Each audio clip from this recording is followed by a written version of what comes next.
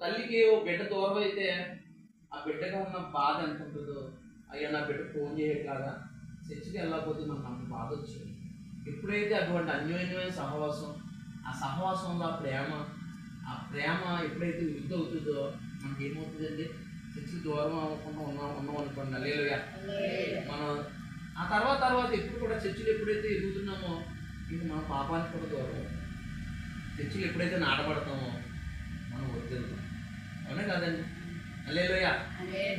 దేవుడు దగ్గరగా ఉండమని చెప్తాం. పాస్టర్లు అంటే చాలా మంది ఎందుకంటే అంత కోపం, చర్చికి రమ్మంటాం. అంతేగాని మేము చేసిన పొరపాటు అంతకంటే ఏమైనా పొరపాటు మేము దేవుడు దగ్గరికి ఉండాలని మనందరం కలిసి ప్రార్థించుకుంటే, నేను ఇందాకనే చూస్తున్నాను ఇక్కడ వచ్చిన కానించి పరిశుద్ధాత్ముడు మన మధ్యలో ఉన్నాడు.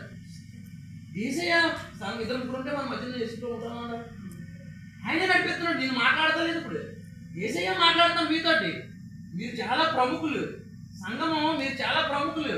మీరు యేసయ్య రక్తంతో, ఆయన పరిశుద్ధ రక్తంతో, నిష్కలంకమైన రక్తంతో కడగబడ్డారు సంఘం అంటే. హల్లెలూయా.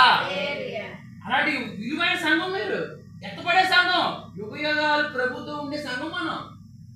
హల్లెలూయా. మనకి ఎంతో గుర్తింపు ఉంది, ఎంతో దీవెన ఉంది. ఇశ్రాయేలు ప్రజలకి ఎంతో కాపుదల.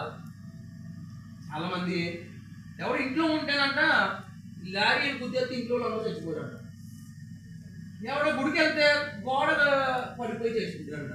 నేను అప్పుడు అనుకున్నాను, ప్రభువా నీ కృప లేకపోతే మేము ఎలా బతుకుతున్నామయ్యా. ఇంట్లో ఉన్న వాళ్ళకి సేఫ్టీ లేదు, గుడిలోకి వెళ్ళే వాళ్ళకి సేఫ్టీ లేదంట. అలాగైతే మాకెక్కడ ఉంది? అక్కడికి రోడ్డు మీద ఉంటున్నాం. అయితే నువ్వు కంటి పాపలా కాపాడుతున్నావు ప్రభువా, నీకు స్తోత్రాలు నాయన అనుకుంటున్నాను. హల్లెలూయా. దేవుని మహిమ కలుగును గాక. హల్లెలూయా. కాబట్టి దేవుడు కాపుదల ఇస్తే వస్తుంది. దేవుడు మనం రక్షిస్తే రక్షణ వస్తుంది. దేవుడు మనల్ని సంరక్షిస్తే మన సంరక్షణ వస్తుంది తప్ప మనం ఎంత కాపాడ